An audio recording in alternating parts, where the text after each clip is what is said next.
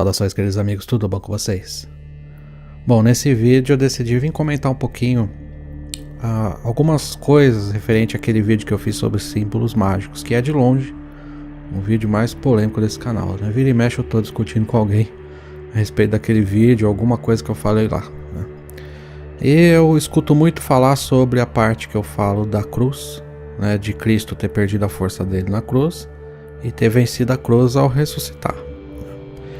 Ali os religiosos não concordam de maneira alguma, eles veem a cruz como sagrada, né? E a crucificação como uma passagem necessária para a salvação das pessoas, né? Para a absolvição dos pecados, né, das pessoas. Cristo precisou ser sacrificado, Cristo precisou morrer para nos livrar dos nossos pecados, né? Essa é a base cristã, né? Pelo menos a que eu conheço e a que os cristãos vêm debater comigo, né, a respeito da crucificação. Então antes nós estávamos condenados por nossos pecados e Cristo, ao ser crucificado, ele pagou essa nossa dívida, né, dos pecados. Bom, como eu tenho que estar falando sobre isso toda semana com alguém, eu preferi fazer em vídeo agora, que aí eu já deixo uma resposta, né, àqueles que vêm conversar comigo sobre isso. Primeiramente, eu não respeito nenhum caminho e nenhum espiritual que não me respeite. Então se você vir com ofensa, me xingando, me chamando seja lá do que, adorador seja lá do que, a nossa conversa se encerra aí. Eu não sou obrigado a respeitar uma pessoa que não me respeita, um caminho que não me respeita. E hoje o que nós mais vemos é intolerância religiosa, né? A gente vê que as pessoas querem impor seus caminhos ao outro, obrigando o outro a aceitar aquilo que você acredita, né, que a pessoa acredita, mas em contraparte não há o equilíbrio, né? A gente é obrigado a respeitar, mas a gente não é respeitado. Eu não estou preso a esse tipo de doutrina pacífica demais. Então se uma pessoa me desrespeita, eu não devo respeito a essa pessoa, eu não devo respeito ao caminho dessa pessoa. Ponto. Então quando você quiser trazer um ponto de vista, traga com respeito, que aí eu vou analisar seu ponto de vista e vou falar o meu. Aí a gente conversa como irmãos. Agora quando há ofensa, a gente encerra a conversa ali mesmo. Eu tenho uma lista enorme de pessoas bloqueadas no canal e vou bloquear cada vez mais. Se eu ver, pode ser que algum comentário passe, né? Mas eu vendo, eu bloqueio a pessoa. O YouTube dá essa oportunidade, existe essa função, né, de pessoas ofensivas serem bloqueadas. O YouTube avisa, inclusive quando você vai deixar o comentário, tá lá. Seja respeitoso com o seu comentário nas diretrizes da plataforma. Então respeito é bom em todo lugar, né? Eu acredito que ninguém tem a verdade absoluta. Nós estamos aqui como aprendizes. Como você pode falar que a sua verdade é absoluta? Qual prova você tem? O livro? Um compilado de textos que foi colocado em um livro lá do Oriente Médio? Do Oriente Médio partiu 3 livros, né? O Alcorão, a Torá e a Bíblia. Os 3 têm ali, carregam a verdade absoluta, e existem outros, né? Existe Popol Vuh, né, dos indígenas, existe Bhagavad Gita, existe vários outros. A Índia é cheia de livros. Quer dizer, por que só um livro é o verdadeiro? A gente, no mínimo, se a gente quiser seguir um livro cegamente, a gente deveria colocá-los à prova ali, analisar a diferença entre eles. Não, a pessoa leu um livro só, aquele é o verdadeiro e acabou. Todos os outros caminhos é mentira. Eu sei que cegueira é essa que as pessoas têm. Mas enfim, né, tratando do assunto Cristo, né, era necessário mesmo Cristo morrer na cruz para pagar nossos pecados? Se a gente analisar o contexto da história, a gente descobre que não era necessário. Não tem nenhum sentido isso. Cristo foi morto por quem, senão pela política e pela religião, né? Foi os judeus que mataram Cristo juntamente com os políticos da época, com o imperador, com os governantes. O que acontece hoje? É necessário um índio ser morto por um garimpeiro hoje? Não é necessário. Mas é tragédia anunciada, a gente sabe que vai acontecer. A mesma coisa naquele tempo. Pelas palavras de Cristo, era notável que ia acontecer com ele. Porque ele estava falando coisas que não era aceito na sua época. A mesma coisa acontece com os caminhos, né? O garimpo, o agronegócio, a política, que tem ganância em certas coisas, na terra, por exemplo, e existe um empecilho no meio do caminho, né? Os índios estão lá, existe algo que atrapalha os planos. Então é a tragédia anunciada. Todos os guardiões que se levantaram contra esse sistema que é ganancioso, acabou morto, né? Acabou boicotado, acabou desacreditado. E assim foi com Cristo, e isso é uma coisa muito natural de se acontecer. A gente vê o que o cara tá falando, a gente sabe que o sistema é bruto. Na época, ainda imagina os romanos, como não era. Era uma tragédia anunciada, sabia-se que iria acontecer a crucificação dele mais cedo ou mais tarde. Precisava Cristo ter morrido para pagar o pecado de alguém? Não precisava, e não existe isso perante a lei universal. Se a gente parar para analisar a espiritualidade num contexto universal, os caminhos, o universo, como a lei funciona na natureza, a gente sabe que ninguém pode pagar por ninguém. Não importa quantos Cristos já se levantaram nessa terra, pessoas com bom coração, pessoas com a intenção de ajudar, pessoas desapegadas, desprendidas, e foram crucificadas, não crucificadas na cruz, mas crucificadas de outros modos. Quantas pessoas boas, que a gente sabe que tinha uma alma valorosa, não foi crucificado de alguma maneira pelo sistema, um sistema ganancioso. O problema é o sistema? Não. O problema não é o sistema. Nós precisamos de algum tipo de sistema para funcionar. O problema é a ganância desenfreada. A ganância desenfreada se torna um grande problema. Quanto mais poder tem, mais poder quer. Isso se torna um veneno. Pode ser em qualquer coisa, tanto na religião, como em casa, como no governo. Quantas pessoas hoje que falam em nome de Cristo representam Cristo? O que Cristo acharia de pessoas que compram jato, que compram aviões particulares com o dinheiro da fé? O que será que Cristo acharia disso? Uma pessoa que não aceitava nada. Como essas pessoas podem estar falando em nome de Cristo? E como as pessoas podem estar seguindo essas pessoas? Como você pode seguir uma pessoa se você sabe que Cristo não era isso? Eu não sei, eu não entendo, eu não consigo entender essas pessoas. Eu não consigo entender que cegueira é essa. Gente, se você quer seguir um mestre, o que eu já acho muito errado, porque no final das contas, nós temos que despertar o mestre interior. Nós temos que trilhar nosso caminho. Cristo já falava isso. Se você tiver fé, você fará coisas grandiosas também. Ele dava autonomia às pessoas, ele descentrava, ele tirava o poder da igreja, da religião, que na época era judeu. Ele tirava, ele não ficou dentro da religião. Ele mostrou um caminho diferente, um caminho mais direto com o Pai. Se você tiver fé, você pode fazer obras maiores. Quando você quiser conversar com o Pai, vai lá no seu interno, vai lá no seu quarto sozinho, e o Pai te ouvirá. Ele nunca falou para se juntar ou seguir alguém. Ele nunca falou que haveriam pessoas que seriam milagrosas, suor milagroso, sangue milagroso, falsos profetas. Quantas vezes ele falou de falsos profetas? E pelas obras você conhecerá um falso profeta. Qual a dificuldade de entender palavras tão claras? E hoje, uma pessoa que pensa diferente da fé dela já é taxada, classificada como bem, como mal, como do demônio. Não dá a mínima oportunidade de escutar. Mas se a pessoa falar em nome de Cristo, pronto. Levantar a Bíblia, pronto. Essa pessoa é acreditada. Quantos Cristos passaram por essa terra e foram desacreditados? Porque não faz parte do sistema, porque não dá lucro. As igrejas estão milionárias e grandes obras espirituais verdadeiras, precisando de ajuda, precisando de força, e não tem. Porque as pessoas que buscam na facilidade.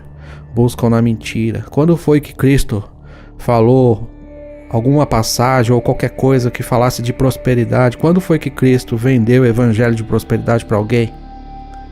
Agora, os profetas de hoje pegam a Bíblia, pegam as passagens que querem, montam ali o que querem e vendem uma doutrina falsa.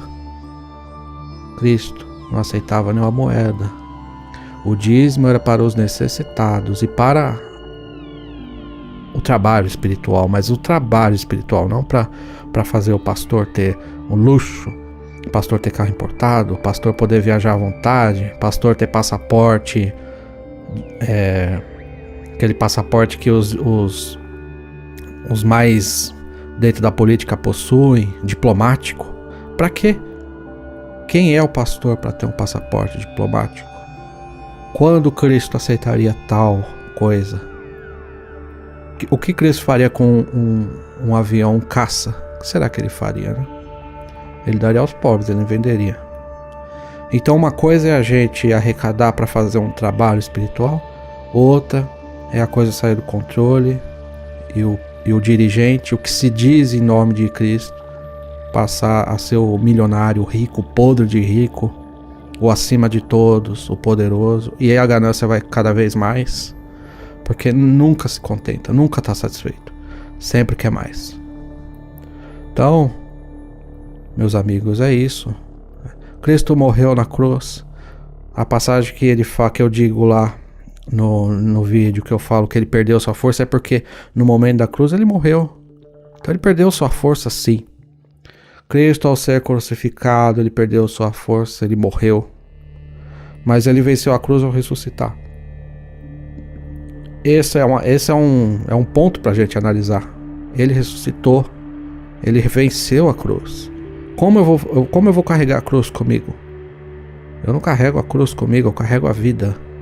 Eu quero entender o caminho dele, não só dele, mas de outros. Porque não foi apenas ele exemplo que passou nessa terra, houve outros. Eu não preciso ficar preso a só o pensamento dele. Porque de fato eu não tenho comprovação de que a Bíblia é 100% honesta. Há passagens ali pesadas, passagens que não dá para seguir. Como eu vou seguir só as passagens que convém? Tanto conhecimento, tanta gente despertando, tantos pensamentos bons aparecendo, eu não vou querer saber desse pensamento porque não está na Bíblia. Um livro escrito há cerca de 2000 anos. Então o que veio depois dele não interessa? Gente, isso é uma estagnação terrível. E é o que eu digo, eu não estou desrespeitando sua fé. Eu estou falando a minha verdade. Mas eu não estou xingando ninguém, não estou ofendendo ninguém. Eu estou tentando abrir seus olhos àquilo que eu acredito. E que algumas pessoas falam, mas você acredita nisso? Ué, eu tenho que vir aqui falar no que eu acredito. Eu não tenho que vir aqui falar em alguma coisa que alguém acredite. Eu acredito que qualquer livro, qualquer ensinamento é apenas a título de estudo. O livro tem 2000 anos, o universo tem milhões, bilhões de anos, talvez trilhões, a gente não sabe. Talvez o universo, nós estejamos numa ponta do universo. Tudo que nós vemos, tudo que nós alcançamos pode ser só uma fração do que é o universo. De repente há um universo central seguindo a pontos que a gente não enxerga. O universo é quase infinito. A gente diz quase porque imaginar o infinito é uma coisa impossível, mas a gente não alcança o fim disso. Como eu posso então acreditar que um livro escrito há 2000 anos detém a verdade absoluta? Um livro escrito na Terra, que a gente sabe que a Terra é praticamente uma criança perto de outros astros no universo. Como eu posso dizer que o que eu acredito é grande coisa? É nada. A gente está aqui para aprender, para crescer. E eu só vou crescer se eu deixar minha mente aberta. Como eu posso me bloquear, me fechar a outras verdades?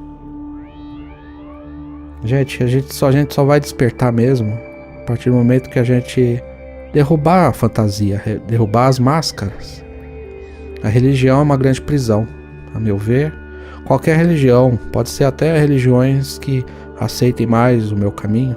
Qualquer religião é prisão, porque ela vai te limitar aquele conceito. A gente tem que ser livre para poder expandir, para poder observar cada vez mais. Entre a ciência e a religião, eu sigo a ciência. Porque a ciência está em pesquisa, a ciência tem mais mente aberta. Ela peca em não aceitar a espiritualidade, mas eu acho que em um futuro as verdades irão se cruzar. A ciência e a espiritualidade irão se cruzar. Aí os cientistas compreenderão mais esse caminho. Mas a religião está muito limitada, é muito bloqueador, muito limitante. Ficar em um único livro e ficar ali babando como verdade absoluta. Não esqueça que é um livro do Oriente Médio, muito focado ali num tempo que a coisa era difícil, não se podia falar nada. Esses dias eu vi uma reportagem, o cara falou que era ateu, ele foi expulso do programa, porque os dois caras eram muçulmanos, do mesmo país. Hoje, no nosso tempo, o cara foi expulso de um programa de televisão por ele declarar que era ateu. No nosso tempo, 2019. Você imagina então naquele tempo? Cristo falou que pôde, da maneira que ele pôde. Ele não podia falar nada. Ele estava limitado às leis e ele não poderia falar mais do que ele falou. Se ele falasse, ele seria morto imediatamente. Seria condenado muito antes. Ele durou 3 anos ainda. Ele falou dos 30 ao 33 e já foi morto.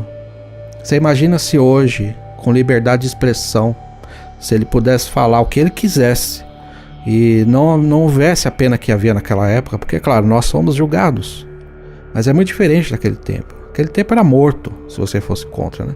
Aqui a gente é morto disfarçadamente, né? A milícia mata, alguém mata, mas é mais difícil. A gente tem mais liberdade para falar do que naquela época.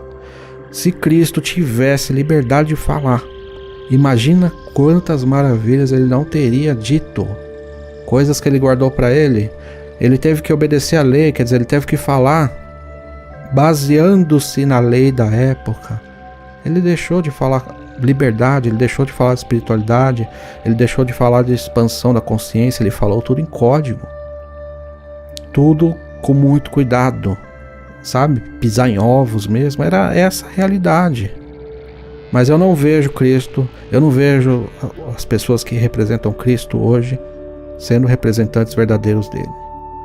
Olha a história de Cristo na Bíblia, gente. Você não segue a Bíblia, olha a Bíblia. E veja esses pastores, esses dirigentes, se tem alguma coisa a ver com Cristo. Eu não sigo a Bíblia. Eu não estou preso à Bíblia. Mas se você segue, pelo amor de Deus, olhe então a passagem de Cristo e veja se algum desses dirigentes representa Cristo. Eu vejo Cristo como um grande mago, como um mestre, mas um mestre do seu tempo, limitado às leis daquele tempo, ao local que ele morava, que é um local terrível até hoje, é um local que não se tem liberdade de expressão, é um local que a gente tem que tomar cuidado com o que fala, e imagina então há 2000 anos atrás. Então, ele foi um cara muito bom, mas totalmente amarrado, né, à sua realidade. Se ele tivesse em outro lugar no mundo, que houvesse mais liberdade, talvez tivéssemos um pensamento e um ensinamento muito mais diferente. É muito mais aberto, muito mais amplo, muito mais acessível. Analise o contexto da coisa, analise o contexto da história dele, a vivência que ele teve, o local que ele estava, antes de você tirar conclusões. E analise a figura, a imagem, qual foi o ensinamento dele e o que essas pessoas fazem hoje. Se você fizer isso com sinceridade, você vai despertar. Você vai sair dessa prisão que é a religião hoje. Coisa que ele já combatia no tempo dele. Bom, é isso. É quanto a Cristo, essa é a verdade, minha verdade, aquilo que eu percebo. Quando eu ia em religiões, eu já percebia que não tinha nada a ver com Cristo. Não tem nada a ver, não existe ligação. A gente vê que Cristo é uma coisa, as religiões são outras, não representam, não tem nenhuma ligação. Então é isso, tá? A cruz para mim continua sendo uma imagem negativa, se a gente estiver olhando pelo contexto cristão, e a egrégora da cruz é maior, a cristã, hoje em dia, né? Claro, existe a cruz, existe em diversos povos, os celtas e outros, tem representações magníficas a cruz, mas a maior egrégora, né, a egrégora que impera a respeito da cruz é a da crucificação. Não só Cristo morreu, mas outras pessoas morreram. Bruxas foram crucificadas, pessoas inocentes que a igreja, né, muito dona de si, julgava, isso é bom, isso é ruim, matava as pessoas. Então eu não vejo a egrégora boa, né? A cruz não é uma egrégora muito boa, tá? Então eu não uso cruz, eu não faço cruz. Eu sempre que eu imagino cruz, imagina seus chakras todos acesos. Aí imagina que tem uma cruz sobre elas. Eu sempre que eu imagino essa cena, eu vejo bloqueio, eu vejo uma trava. Agora quando eu imagino uma espiral ou qualquer outro símbolo, eu sinto expansão, eu sinto uma melhora, né? É uma coisa que de se analisar. Se você se sente bem com a cruz, use a cruz. Mas essa é a minha verdade. E quando eu vim aqui falar, eu tenho que falar as minhas verdades, né? Aquilo que eu acredito. Como é que eu vou trazer uma coisa que eu não acredito? Só para agradar religioso? Não vou. Vou falar aquilo que eu sinto, que eu acredito, tá? Vou falar a minha verdade interior para vocês. E as pessoas que não concordarem podem discordar, não tem problema nenhum. Mas a cruz para mim é negativa. Cristo não morreu para salvar, para limpar pecado de ninguém. Cristo morreu por pura política, né? E por causa dos religiosos, coisa que acontece hoje, né? Não é novidade. Se ele não tivesse morrido na cruz, o ensinamento dele, o caminho dele teria sido o mesmo. Ele teria feito muito mais, que ele teria mais tempo, né? Ele teve só 3 anos. Se Deus quisesse, estamos falando agora a nível universal, né? Falar que Deus precisou matar o filho ou deixar ser sacrificado para salvar pecado. Se Deus quiser resetar esse mundo, ele reseta. Ele não é o Todo-Poderoso. Para que ele precisaria matar qualquer ser que fosse para pagar pecado? Esquece essa ideia de que Jesus morreu para pagar seu pecado, hein? Começa a agir de uma maneira correta, começa a corrigir seus erros do passado, começa a se corrigir, a se melhorar, a ser um ser humano melhor, que aí você vai começar a pagar seu próprio pecado. É para alguns karma, para outros pecado. Esquece essa ideia. Cristo ele não morreu para salvar você, não. A gente pode se salvar, a gente pode se melhorar, a gente pode chegar lá do outro lado com uma vibração um pouquinho melhor do que a que a gente chegou, do que o que a gente está. Eu posso melhorar a minha vibração, eu posso melhorar o meu contato espiritual, eu posso atingir graus melhores, mas isso não depende da minha fé em Cristo. Cristo ele fez a parte dele, né? Você precisa fazer a sua. Ninguém salva ninguém. Esquece essa ideia.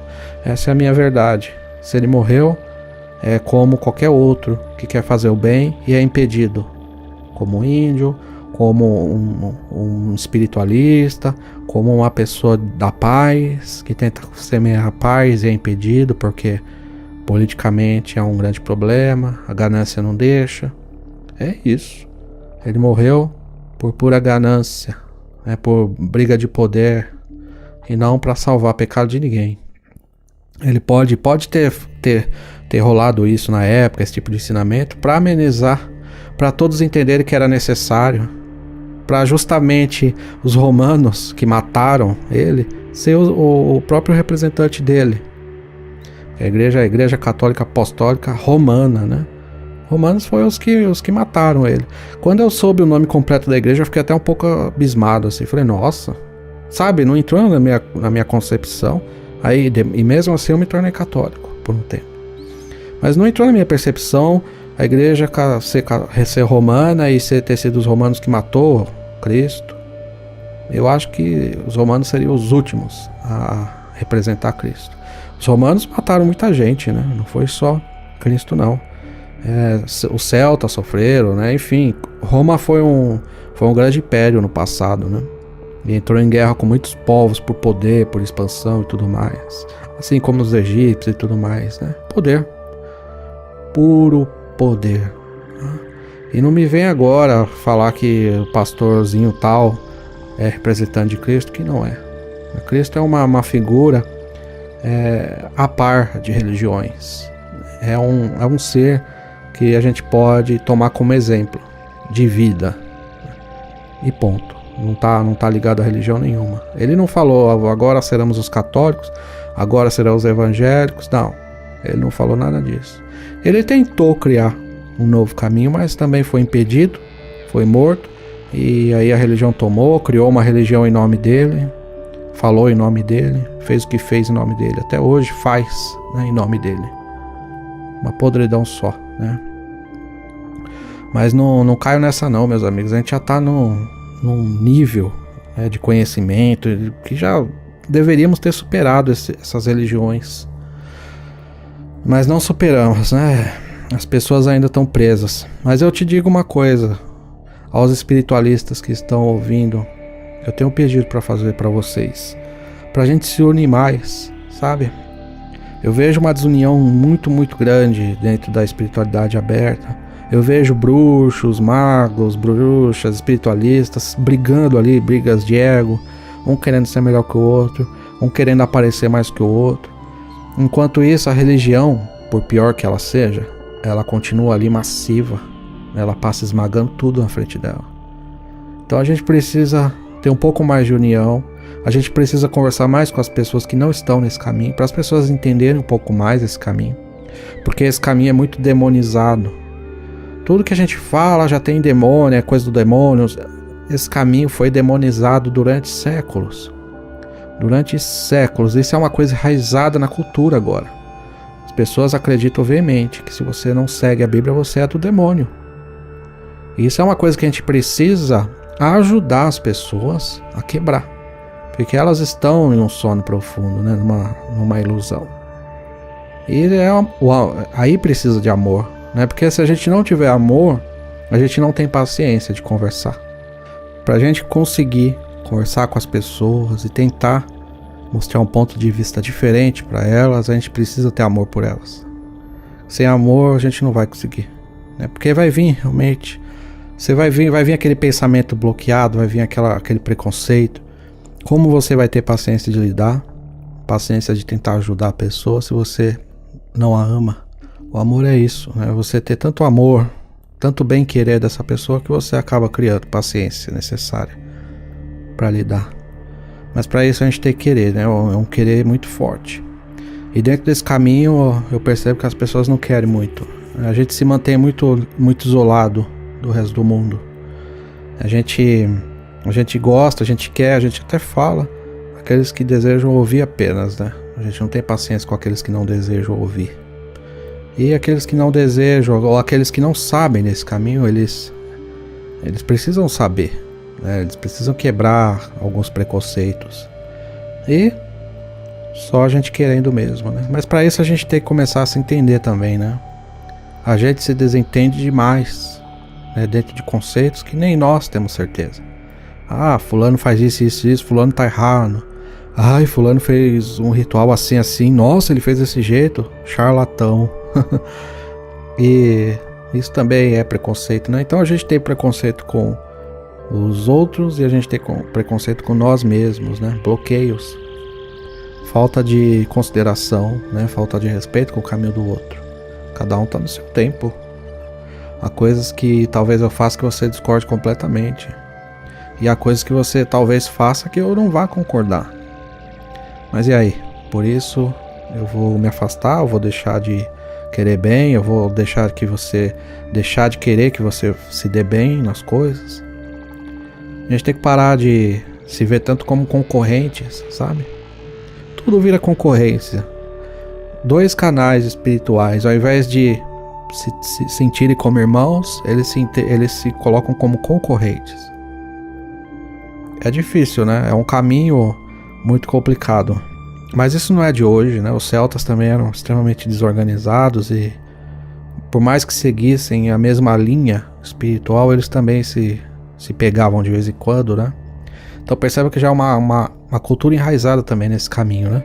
O caminho é tão individual que a gente acaba não conseguindo ter uma união necessária, né? Aquela união que realmente é necessária. Nos tempos que a gente vive, a união se faz muito necessária.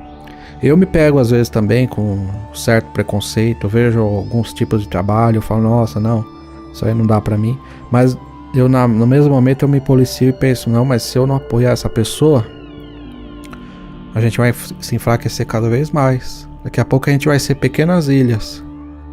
Então, respeitar, né, o caminho do outro, tentar apoiar na medida do possível, bons caminhos também, que esse caminho também é cheio de charlatão, né? É igual a religião, é cheio de charlatão esse caminho também. Então a gente tem que saber, né, quem a gente apoia para não estar apoiando coisa errada, né? Não estar apoiando o erro, não estar levando as pessoas a armadilhas. É por isso que quando alguém me manda uma página para eu curtir, eu não curto. Porque não é por maldade, é porque eu não conheço o trabalho daquela página, eu não sei qual é a intenção, eu não sei se o espiritual ali por trás daquela página é uma pessoa séria. Então eu acabo não apoiando páginas que eu não conheço. Eu tenho que conhecer minimamente para ir lá e curtir a página. Eu tenho que sentir que é uma página verdadeira, que a pessoa ali tem boa intenção. A mesma coisa, como uma pessoa vai apoiar meu trabalho se ela não me conhece, não acompanha meus vídeos, não sabe do que é dito. De repente eu vou lá e mando um convite para ela para curtir minha página. É muito difícil para a pessoa curtir sem conhecer, né? É complicado, a gente conhece. Já é difícil que a gente também se queima, né? A gente bota a mão no fogo e acaba se decepcionando. Imagina então para caminhos, né? Pessoas com trabalhos que a gente não conhece. É difícil apoiar dessa maneira, mas a gente tem que fazer o esforço ali para tentar se apoiar, se amparar, para fazer esse caminho um caminho mais forte, um caminho onde as pessoas percam um pouco essa ilusão, né, de que é um caminho do mal e tudo mais. Para isso a gente precisa mostrar para elas se o caminho é bom ou não. Agora, quando eu vejo frases, né, de bruxinhas ou de magos, é sempre uma frase provocativa, sabe? Ah, que eu não sei o que, não mexe com a bruxa, não sei o que, quer dizer, é uma coisa... É brincadeira, mas é uma brincadeira meia que não acrescenta muito, né, para o caminho espiritual. Sempre se colocar como poderoso, como poderosa. Não é bem assim, né? A gente sabe que o caminho é um caminho realmente de aprimoramento, né? Como eu vou ficar mandando provocações subliminares às pessoas? Mas enfim, é só opinião, né? E é isso, pessoal. O vídeo ficou longo. Eu espero que eu tenha respondido a respeito da cruz. Eu espero que vocês tenham entendido a respeito de Cristo, né? Dentro da minha visão, né? Dentro de uma visão mais esotérica, dentro de uma visão mais universalista. Eu saúdo a figura de Cristo como um mago. Então eu saúdo o mago Jesus, né? Eu não vejo Jesus como pastor Jesus ou como padre Jesus. Eu vejo como o mago Jesus. Então os magos representam Jesus, a meu ver. Quando eu vejo um mago, aquele que está realmente buscando, se aprimorando, eu percebo Cristo nele. Diferente desses religiosos aí, para mim, não representam Cristo, tá? Essa é a minha mensagem de hoje. Espero que vocês tenham gostado. Espero que sirva para alguém, para a análise de alguém. Se você discorda, tá tudo bem a meu ver. Faz parte da vida. Se você me desrespeitar, eu vou te bloquear. Não vou te responder. Se você deseja, né, que eu leia a sua discordância, traga com respeito. Assim como eu trouxe o meu ponto de vista com respeito para você, tá bom?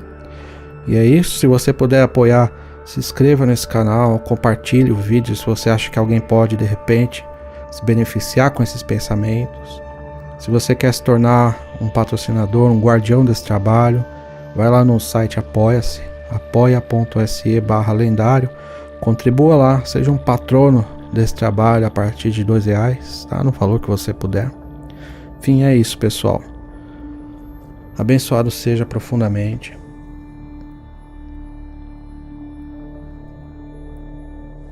E até muito breve.